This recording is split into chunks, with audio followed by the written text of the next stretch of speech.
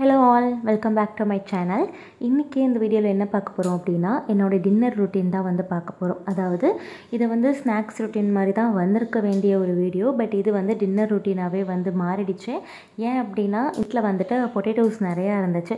சரி ஓகே அதை வச்சு ஏதாச்சும் ஸ்நாக்ஸ் பண்ணலாம் அப்படின்னு சொல்லி தான் ஃபர்ஸ்ட் பிளான் பண்ணேன். பட் அதுக்கப்புறமா இன்னைக்கு இதை வச்சு டின்னரே பண்ணிடலாம்னு சொல்லிட்டு பிளான் பண்ணி தான் பொட்டேட்டோ மசால் பணியாரம் வந்துட்டு செஞ்சுருந்தேன். இது செய்கிறது ரொம்ப ஈஸி.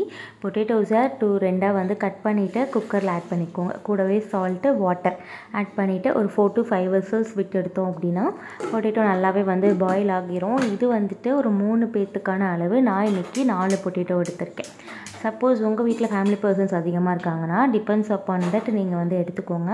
இப்போ நான் வந்துட்டு ஒரு 4 to 5 விசில்ஸ் விட்டு பாயில் பண்ணி எடுத்துக்கிறேன். நெக்ஸ்ட் வந்துட்டு இதுக்கு தேவையான வெங்காயம் வந்து கட் பண்ணி எடுத்துக்கிறேன். இன்றைக்கி நான் ஒரு பிக் சைஸ் ஆனியன் தான் எடுத்திருக்கேன். ரொம்ப நீளமாகவும் போட வேண்டாம், ரொம்ப சாப்பும் வந்து பண்ண வேண்டாம். ஓரளவுக்கு வந்து மீடியம் சைஸில் வந்து கட் பண்ணி எடுத்துக்கோங்க. அப்போ தான் வாயில் தென்படும், சாப்பிட்றதுக்கு நல்லாயிருக்கும். ஸோ இப்போ ஒரு 4 to 5 விசில்ஸ் வந்து வந்துருச்சு. அதை வந்து இறக்கிட்டு நெக்ஸ்ட்டு வந்து மசால் ரெடி பண்ணிக்கிறேன். இதுக்கு பேன் வச்சுட்டு கொஞ்சமாக வந்துட்டு கடலெண்ணெய் ஆட் பண்ணிவிட்டு கடுகெல்லாம் ஆட் பண்ண தேவையில்லை. ஸ்ட்ரெயிட்டாக நம்மளோட ஆனியன் போட்டுட்டு உப்பு மஞ்சத்தூள் போட்டு நல்லா நம்ம வந்து வணக்கிக்கலாம். இப்போ மஞ்சத்தூளோட பச்சை வாசம் வந்து போகணும். ஒரு 5 minutes வந்துட்டு அப்படியே ஹீட் ஆகட்டும். இப்போ சைடில் நம்ம பாயில் பண்ணி வச்சுருக்க பொட்டேட்டோஸ் இருக்குல்ல, அதை வந்து ஸ்கின் பீல் பண்ணிக்கலாம். ஆக்சுவலி நான் வந்துட்டு ஒரு மிஸ்டேக் பண்ணிட்டேன். என்ன அப்படின்னா நான் அந்த வாட்டரை வந்துட்டு ட்ரெயின் பண்ணிவிட்டு கோல்டு வாட்டர் ஆட் பண்ணிவிட்டு அதுக்கப்புறமா பீல் பண்ணியிருந்தேன் அப்படின்னா எனக்கு கொஞ்சம் ஈஸியாக இருந்திருக்கும். பட் நான் எந்த மைண்டில் இருந்தேன்னு தெரியல, நான் பாட்டுக்கு சுடவே எடுத்து பீல் பண்ண ஸ்டார்ட் பண்ணிட்டேன். ஸோ நீங்கள் பண்ணும்போது கண்டிப்பாக அந்த ஹாட் வாட்டரை ட்ரெயின் பண்ணிவிட்டு கோல்டு வாட்டர் ஊற்றிட்டு அதுக்கப்புறம் பண்ணுங்கள், உங்களுக்கு ரொம்பவே வந்து ஈஸியாக இருக்கும். இப்போ நம்ம ஆனியன் வந்து வதக்கி வச்சுருக்கோம்ல, அதுக்கு கூடவே வந்துட்டு ஒரு 2 ஸ்பூன் போல் ஜிஞ்சர் கார்லிக் பேஸ்ட் வந்து ஆட் பண்ணிக்கோங்க. அதோட பச்சை வாசமாக போகட்டும். அதுக்குள்ளே நம்ம பாயில் பண்ணி வச்சுருக்க பொட்டேட்டோஸை நல்லா வந்து மேஷ் பண்ணிக்கலாம். எனக்கு சின்ன வயசுலேருந்தே இந்த பொட்டேட்டோ வேக வச்சது சாப்பிட்ணுன்னு ரொம்ப ஆசையாக இருக்கும். வீட்டில் வந்துட்டு பொட்டேட்டோ கிரேவி ஏதாச்சும் அம்மா பண்ணாங்கன்னா எக்ஸ்ட்ராவாக ஒன்று வந்து பாயில் பண்ண சொல்லி நானும் ஒன்றாவும் பாதி வந்து வாங்கி சாப்பிடுவோம். அதில் எந்த மசாலா சால்ட் எதுவுமே இருக்காது, பட் வந்து ரொம்ப பிடிக்கும், சாப்பிட்றதுக்கு சூப்பராக இருக்கும். ஸோ இப்போது நம்மளோட ஜிஞ்சர் கார்லிக் பேஸ்ட்டோட பச்சை வாசம் போகிடுச்சு. ஸோ அது கூடவே பொட்டேட்டோ ஆட் பண்ணிவிட்டேன். இது வரைக்கும் நம்ம ஸ்பைஸ்க்குன்னு சொல்லி எதுவுமே ஆட் பண்ணல. ஸோ வந்துட்டு சில்லி பவுடர் ஒரு 2 ஸ்பூன்ஸ் ஆட் பண்ணியிருக்கேன். ஒரு 1/2 டம்ளர் போல் தண்ணி ஊற்றிட்டு கொஞ்சமாக கிரேவி கன்சிஸ்டன்சி மாதிரி வந்தோடனே இறக்கிடுங்க.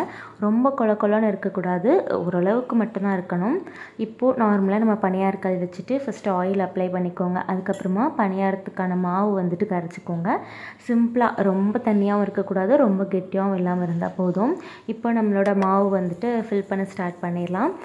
அதாவது அரை குழிக்கு வந்துட்டு நம்ம ஃபில் பண்ணக்கூடாது, 1/4 குழிக்கு மட்டும்தான் ஃபில் பண்ணணும். ஏன்னா நம்ம 1/4 குழிக்கு ஃபில் பண்ணி அதுக்கப்புறமா நம்ம ஸ்டஃப் வச்சு அதுக்கப்புறமா எகெயின் நம்ம வந்துட்டு பேட்டர் வந்து ஃபில் பண்ணணும். அதனால் அரை குழிக்கு ஃபில் பண்ணாமல் கொஞ்சமாக ஒரு அரை ஸ்பூன் போல் 1/4 குழிக்கு மட்டும் ஃபில் பண்ணிக்கோங்க. அதுக்கப்புறமா நம்மளோட பொட்டேட்டோ மசால், அதாவது ஸ்டஃபிங் இப்போ வந்து நம்ம வச்சுக்கலாம். ஸோ ஈவனாக வந்து வச்சுக்கோங்க. அதே மாதிரி பொட்டேட்டோஸை வந்துட்டு எப்படி சொல்கிறது, ஹீப்பாக வைக்காதீங்க.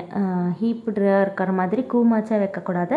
நல்லா கை வச்சு அழுத்தி ஃப்ளாட்டன் பண்ணிவிட்டு அதுக்கப்புறமா வைங்க, அப்போ தான் சூப்பராக இருக்கும். பிகாஸ் இல்லைனா மாவு வந்து சரியாக வேகாமல் போயிடும். ஸோ இப்போது எல்லா பணியாரத்துக்குமே ஸ்டஃபிங் வச்சுட்டு அது மேலேயே எகெயின் நம்மளோட பேட்டர் வந்துட்டு ஊற்றிக்கலாம்.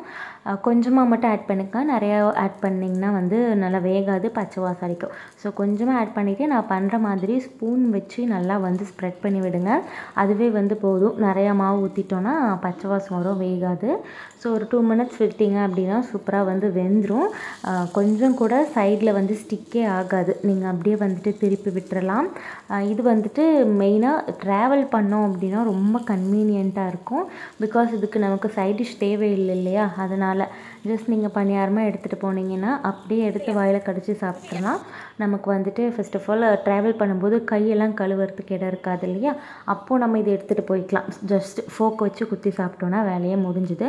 ட்ராவல் கன்வீனியண்ட்டான ஃபுட். இப்போ வந்து டபுள் சைடு நல்லா சூப்பராக வந்து வெந்துருச்சு பாருங்கள். ரொம்பவே சூப்பரான பொட்டேட்டோ மசால் பணியாரம் வந்து ரெடி ஆகிடுச்சு.